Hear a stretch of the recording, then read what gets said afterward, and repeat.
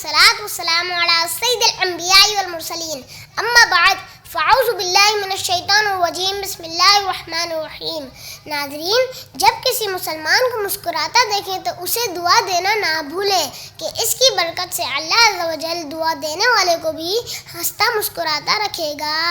دعا بیان کرنے سے پہلے بتاتا چلوں کہ ایک بار حضرت عمر فاروق اعظم رضی اللہ تعالیٰ عنہ ہمارے پیارے نبی صلی اللہ علیہ وسلم کی بارگاہ میں حاضر ہوئے تو ہمارے پیارے نبی صلی اللہ علیہ وسلم مسکرا رہے تھے۔ سیدنا عمر فاروق اعظم رضی اللہ تعالیٰ عنہ یہ دیکھ کر عرض گزار ہوئے،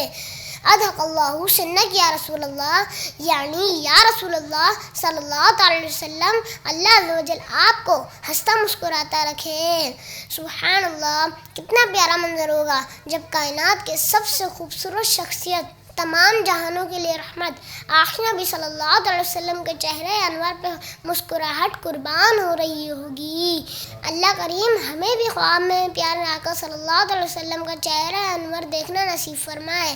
آمین۔ ذکر کردہ روایت سے معلوم ہوا کہ خلیفہ دوم حضرت عمر فاروق اعظم رضی اللہ تعالیٰ عنہ نے ہمارے پیارے نبی صلی اللہ علیہ وسلم کی مسکراہٹ دیکھ کر یہ دعا اضحک اللہ سنک پڑھی، لہٰذا ہمیں بھی اس دعا کو یاد کر کے مسکراتے مسلمانوں کو دیکھ کر یہ دعا پڑھ لینی چاہیے۔ ویسے بھی دعا ایک ایسا عمل ہے جس کو کرنے سے جہاں ثواب ملتا ہے، وہیں دعا دوسروں کے حق میں قبول ہونے سے پہلے اپنے حق میں مقبول ہو جاتی ہے، جیسا کہ مسلم شریف میں حضرت ابو درداء رضی اللہ تعالیٰ عنہ کی روایت سے معلوم ہوتا ہے، جس کا خلاصہ یہ ہے کہ مسلمان کے اپنے مسلمان بھائی کے حق میں دعا ضرور قبول ہے، کیونکہ اس کے سر کے پاس فرشتہ مقرر ہوتا ہے کہ وہ جب اپنے مسلمان بھائی کے لیے دعا خیر کرتا ہے تو فرشتہ کہتا ہے